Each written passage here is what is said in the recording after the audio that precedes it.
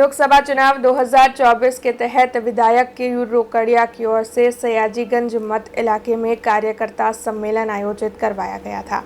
शहर भाजपा अध्यक्ष डॉक्टर विजय शाह की मौजूदगी में सांसद रंजनबेन भट्ट के स्वागत के लिए सयाजीगंज विधानसभा इलाके में कार्यकर्ता सम्मेलन आयोजित हुआ। इस दौरान गुजरात प्रदेश के भारतीय जनता पार्टी के प्रभारी Bharat Singh, mayor Pinkiben Soni, deputy mayor Chirag Barot, स्थायी समिति के चेयरमैन डॉक्टर शीतल मिस्त्री, पूर्व विधायक जितेंद्र सुखड़िया, पूर्व विधायक राजेंद्र त्रिवेदी, पूर्व विधायक सीमाबेन मोहिले, पूर्व मेयर भरत डांगर, साथ ही महामंत्री सत्येन कुलाबकर समेत वार्ड नंबर 1, 2, 8 और 9 के काउंसिलर, वार्ड प्रमुख, मंत्री समेत बड़ी तादाद में कार्यकर्ता मौजूद रहे थे। कार्यकर्ता सम्मेलन के तहत उपस्थित पदाधिकारियों की ओर से सांसद रंजनबेन भट्ट का हार पहनाते हुए सम्मान किया गया था। 6 દિવસથી ત્રીજી વખત તમે નીચે થઈ જાઓ। વડોદરા લોકસભાના ઉમેદવાર તરીકે આદરણીય પ્રધાનમંત્રીશ્રી દ્વારા અને ભારતીય જનતા પાર્ટીના નેતૃત્વ દ્વારા આ જવાબદારી મળી છે।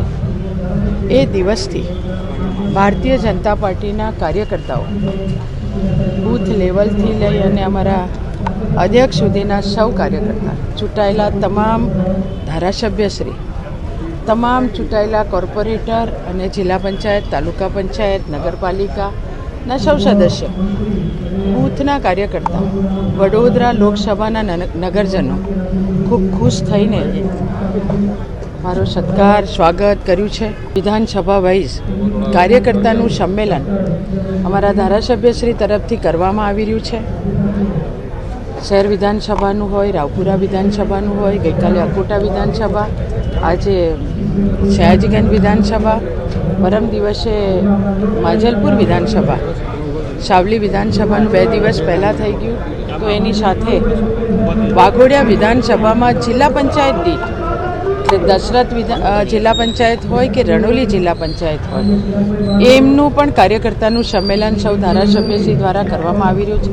ખૂબ ઉત્સાહ, ખૂબ આવકાર કાર્યકર્તામાં છે, સાથે સાથે મતદારોમાં પણ છે।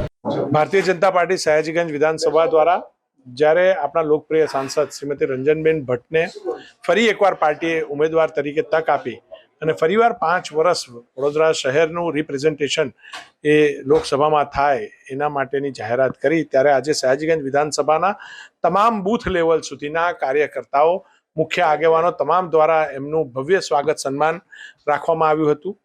ભારતીય જનતા પાર્ટીનો દરેક કાર્યકર્તા એ પોતાને ઉમેદવાર સમજીને કામ કરે એ રીતનું આહવાન પણ આજના કાર્યક્રમમાં કરવામાં આવ્યું છે। અને જે રીતે આપ જોઈ શકો છો કે કાર્યકર્તાનો ઉત્સાહ, ઉમંગ કે દરેક બૂથના શક્તિ કેન્દ્રના ઇન્ચાર્જ, દરેક બૂથનો કાર્યકર્તા, દરેક આગેવાન, વડોદરા શહેરના આગેવાનો જે રીતે આવ્યા છે તે જોતા મને એવું દેખાય છે કે ભારતીય જનતા પાર્ટી જે લાસ્ટ ટાઈમ રંજનબેનને લીડ મળી હતી એનાથી પણ ઘણી મોટી સંખ્યામાં લીડ સાથે ભારતીય जनता पार्टी विजयी थवा जई रही है। अब खबरों से लगातार अपडेट रहना हुआ आसान।